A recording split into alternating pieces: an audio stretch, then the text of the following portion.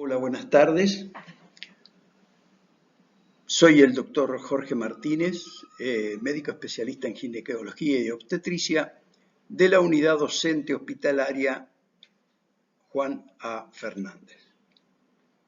El tema que nos convoca hoy es embarazo prolongado.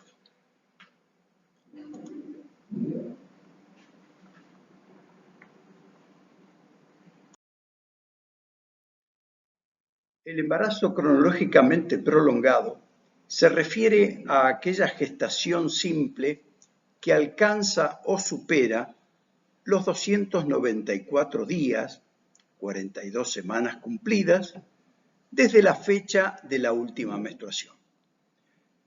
Los embarazos prolongados suponen una media del 10% de todos los embarazos, con un rango entre el 4 y el 14. Si bien el embarazo cronológicamente prolongado es aquel que supera las 42 semanas, en los últimos años, en numerosos centros médicos, ya sea del país o del exterior, finalizan la gestación en la semana 41, en base al riesgo perinatal y materno, incrementado con respecto a la semana 39 y 40. Ahora marcaremos cuáles son los factores de riesgo de las pacientes con embarazo cronológicamente prolongado. Aquella que ha sufrido también lo mismo en una gestación previa. La nuliparidad. Edad materna mayor a 40 años. Y por último, la obesidad. El antecedente de embarazo prolongado en una gestación previa aumenta el riesgo de recurrencia alrededor de un 20%. Algunos trabajos, que a veces son controversiales, asocian la nuliparidad al embarazo prolongado con un aumento de gestación post-término del 40%. La edad materna mayor a 40 años produce un ligero aumento de un 7% según algunas publicaciones. Recientemente, 2 estudios han encontrado incremento del riesgo de embarazo prolongado en mujeres obesas. En general, el 30% de las obesas desarrollan embarazos prolongados. En cuanto a por qué se producen los embarazos prolongados, mucho no se sabe, pero bueno, una de las teorías es que existiría un trastorno placentario como una de las causas. Y otra de las causas sería que hay un error en algún lado del eje oxitocina-miometrio. O faltaría una cantidad o calidad suficiente de la oxitocina que baja de la retrohipófisis, o en el camino que baja hay algún inconveniente que no deja que la cantidad sea la suficiente, o que el miometrio no se encuentre preparado para la estimulación de la oxitocina. Mucho igualmente sobre esto no se sabe, son teorías. El diagnóstico del embarazo cronológicamente prolongado no es fácil. Ustedes saben que el embarazo normal tendría que ser de 40 semanas o 280 días. Y según dicen y decían anteriormente muchos libros, el embarazo lo podemos llevar hasta las 42 semanas o 294 días. Hoy en día, como ya hemos dicho en anteriores diapositivas, precisamos que se termine el embarazo a las 41 semanas para disminuir la morbimortalidad que conllevaría. ¿Qué tipos de embarazo prolongado conocemos? Bueno, tenemos el pseudo prolongado. ¿Cuál es el pseudo prolongado? El pseudo prolongado es de aquella paciente que tiene ciclos irregulares, o sea, tiene su periodo cada 2 o 3 meses. O sea, no sabe nunca en qué fecha realmente viene. Y si por casualidad se le cruza algún síntoma de embarazo, ella lo va a tomar junto a esa irregularidad que tiene. También se puede dar en la paciente que esté tomando anticonceptivos, que como bien saben ustedes también se puede embarazar. Y tomándolo no se da cuenta y sigue tomando 2, 3, 4, 5 meses mientras está embarazada. Otro de los errores puede ser con la madre que amamanta, que es una puérpera, digamos, medianamente reciente, puede ser de 3 meses como puede ser de 6 meses, que está amamantando o más, y se queda embarazada amamantando y su periodo no viene y bueno, por supuesto, no va a saber de cuánto está embarazada. Frente a eso, entonces, tenemos también después el otro punto, que va a ser el verdadero, el prolongado verdadero, que lo vamos a dividir en dos y que es sin insuficiencia fetoplacentaria, o sea, es aquella paciente que nosotros vamos a controlarla. Su ecografía nos da que tiene un líquido amniótico normal. Su monitoreo nos da que es un monitoreo que nos está arrojando vitalidad fetal normal. Si queremos hacerle un Doppler, vamos a tener un Doppler normal. O sea, en esa paciente no vamos a encontrar nada que nos arroje una insuficiencia fetoplacentaria. Esa paciente, lo único que vamos a tener nosotros que nos va a, digamos, a alterar un poco su fecha de última menstruación con la fecha de parto porque se encuentra posiblemente perdida. Entonces, esa es el prolongado verdadero cronológico, en el cual solamente está perdida o tiene alguna alteración o algún error con la fecha. Y tenemos el otro tipo, el que tiene insuficiencia fetoplacentaria, en el que tenemos alguna alteración ya con disminución, por ejemplo, en el líquido amniótico, o tenemos alguna alteración en el monitoreo fetal, o sea, aquella madre que va a arrojar en sus estudios algún signo de insuficiencia fetoplacentaria y que es el biológico. Así es como controlamos nosotros últimamente a las pacientes de embarazo cronológicamente prolongado, los cronológicos y los biológicos. Bien, ¿cuál sería nuestra actitud frente a una paciente con un embarazo prolongado?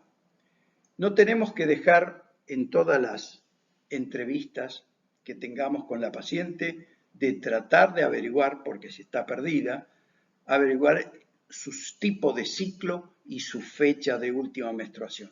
Y sobre todo la que está olvidada de su fecha de última menstruación. Porque en una de esas, un día se prende la luz y por alguna asociación recuerda cuándo fue su última menstruación. Si no obtenemos esto, hay algo que nos puede ayudar un poco y es que esté atenta a cuándo comienza a sentir mover al feto. Ustedes saben que la madre que ya ha tenido otros embarazos comienza a sentir los movimientos fetales pequeños como burbujas alrededor de los 3 meses y medio. Y la madre primeriza en general los comienza a sentir a los 4 meses, unos días más. Entonces eso nos va a ayudar un poco alrededor de qué fecha sería que ha tenido su periodo. Y después vamos a averiguar con todos los estudios y los escanes que hagamos y los estudios comparativos si es un cronológico o es un biológico. Nosotros la estamos controlando entonces al hacerle su control quincenal o mensual o trisemanal.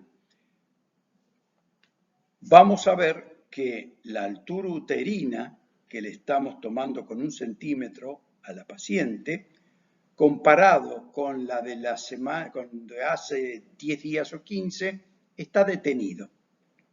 Eso es un signo que nos tiene que llamar la atención porque sabemos que al final del embarazo se detiene el crecimiento de la altura uterina. Y si a pesar de que la fecha no nos concuerda, la volvemos a citar para una semana después y tomamos, aparte de su altura uterina, tomamos la circunferencia abdominal a nivel de ombligo, vamos a ver que disminuyó la circunferencia abdominal. ¿Y por qué disminuye? Porque ha disminuido, como lo hace fisiológicamente, el líquido amniótico. El líquido amniótico disminuye normalmente al final del embarazo. Desde ya estamos hablando de pacientes sin graves patologías, por supuesto. Y si hemos visto antes, cuando se detuvo la altura uterina, hemos podido palpar la presentación dónde se encuentra y la hemos anotado, también nos ayuda a saber que si disminuyó la altura uterina, pero la presentación se encuentra al mismo nivel que la vez pasada, indudablemente está disminuyendo el líquido amniótico.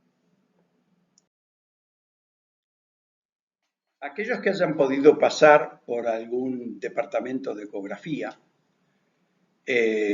habrán visto o habrán escuchado placenta grado 1, placenta grado 2, placenta grado 3, placenta grado 4, y ustedes me dirán, bueno, pero tenemos también que si le hacemos una ecografía y vemos que es una placenta grado 3 o grado 4, o ya está por terminar realmente la cronología de ese embarazo o ya ha terminado. Pero no. ¿Y por qué no? Porque en los estudios internacionales que puede haber sobre el caso faltan datos decisivos. No hay una correlación estricta entre la edad del embarazo, entre la placenta y su morfología. ¿Y dónde lo vemos? Ustedes pueden tener por ahí una paciente de 32 semanas, 34 semanas, hipertensa, y que por ahí su estudio ecográfico nos arroja que tiene una placenta grado 3. Y en otro caso, podemos tener una paciente diabética que tiene ya 37 semanas o 38 y arroja también que es una placenta grado 3. O sea, que ustedes lo que tienen que ver es que frente a determinadas patologías que sufra la madre, la placenta puede tener edades diferentes. Entonces, no nos va a ayudar mucho para decir, bueno, a este chico lo tenemos que sacar ya o no.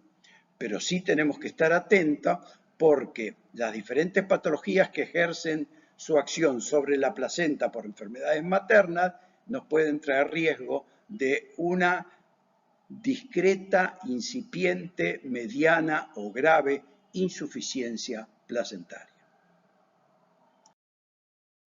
¿Cómo nos manejamos entonces? En general nos manejamos todos por este cuadro. Si tenemos una paciente que tiene una fecha de última menstruación, cierta o incierta, pero si tenemos una ecografía de antes de las 14 semanas, eso es un dato fidedigno tremendo. Entonces, ahí el riesgo de morbimortalidad perinatal es alto, es muy cierto. Y si tenemos una paciente que indudablemente no tenemos fecha de última menstruación y no tenemos ecografía, que es muy raro hoy en día, que una paciente puede llegar a no tener control, puede llegar a no ir al médico a la consulta, pero su ecografía social seguro que la va a tener. Esta paciente no se acuerda la fecha y no se hizo ecografía. Bueno, aquí el riesgo de mortalidad fetal es menor. ¿Y por qué es menor? Porque en este grupo es donde entran todas las pacientes que tienen su fecha de última menstruación olvidada, equivocada, las pacientes que están lactando, las pacientes de ciclos irregulares. Entonces, este grupo es gigante.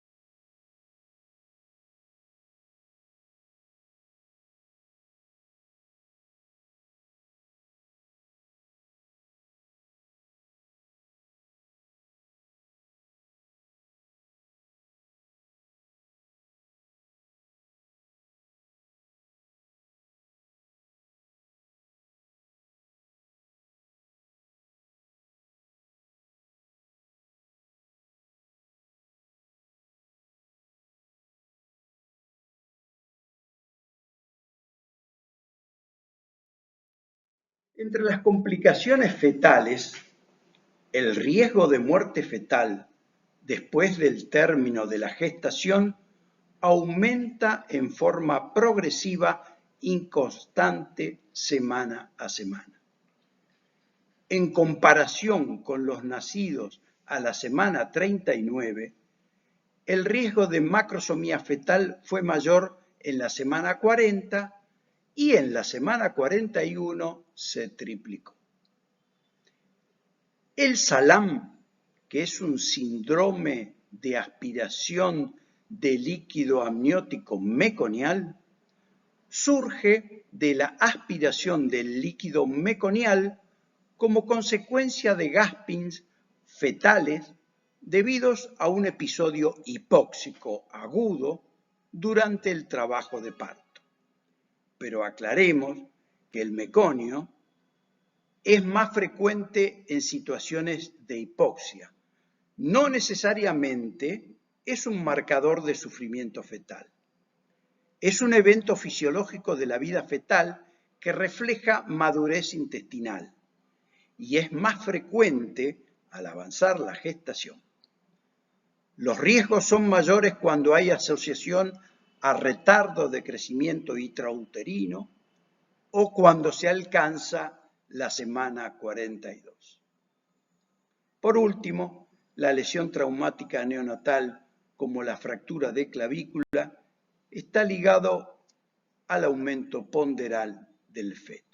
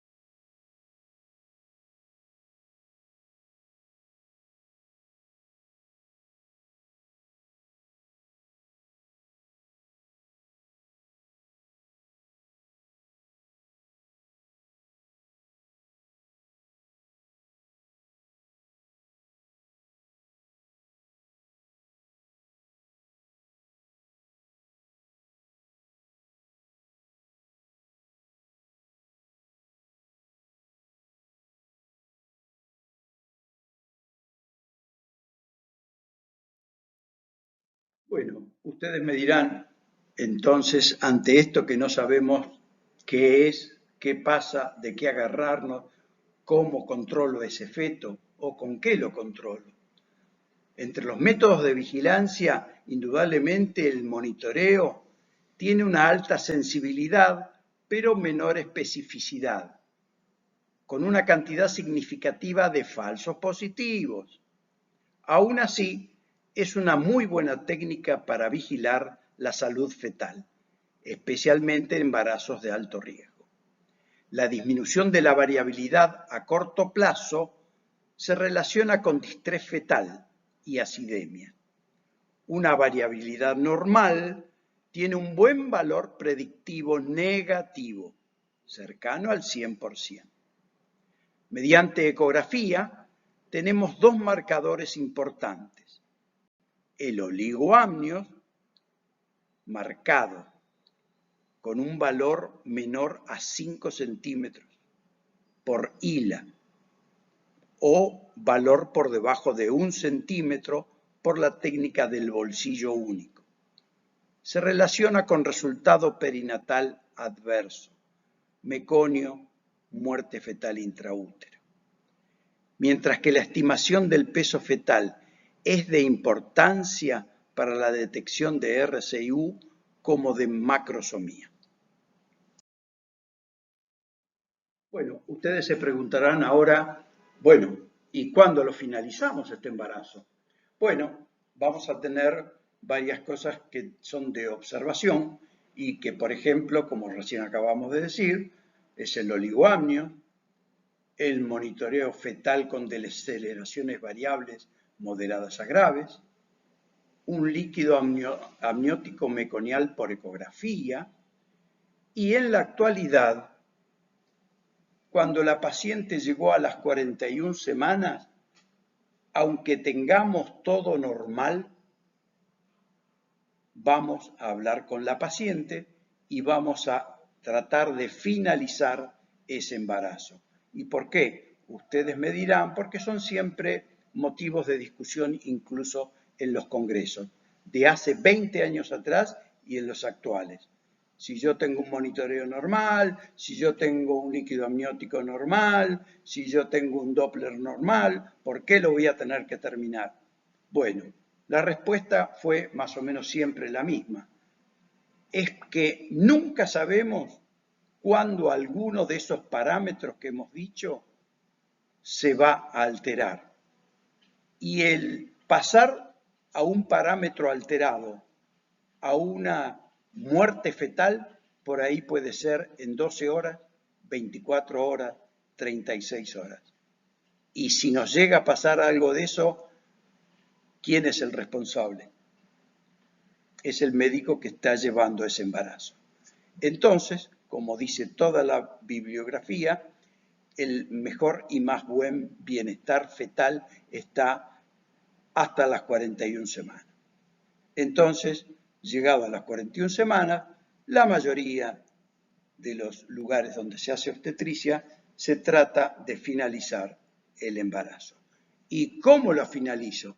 Por supuesto, la vía de finalización de un embarazo prolongado va a ser por la vía más conveniente según las condiciones obstétricas y la vitalidad fetal. Por ejemplo, si tenemos una paciente que tiene una cesárea anterior y que nosotros podíamos haber dejado o dejamos a propósito llegar hasta las 41 para ver si arrancaba solita en el trabajo de parto, bueno, si no arrancó solita, indudablemente lo que haremos va a ser operarla. Y aquella que nos cuenta que tiene 2 partos normales anteriores y que tiene un cuello blando y que tiene un cuello que se está centralizando y que está permeable a un dedo cómodo. Bueno, esa paciente podremos inducirla a un trabajo de parto y a un parto normal, de ser posible. Y lo otro que nos va a condicionar, por supuesto, va a ser la vitalidad fetal, nosotros vamos a tener un monitoreo. Y si nosotros tenemos una señora que tiene 2-3 centímetros, pero la vitalidad fetal ya vemos que tiene algunas deceleraciones moderadas a graves, yo no sé si me va a dar lugar, me va a dar tiempo ese feto de 4 o 5 horas de tener contracciones y poder tener un parto normal. Son varios los ítems que tenemos que valorar para saber el camino a tomar. Bueno, muchas gracias.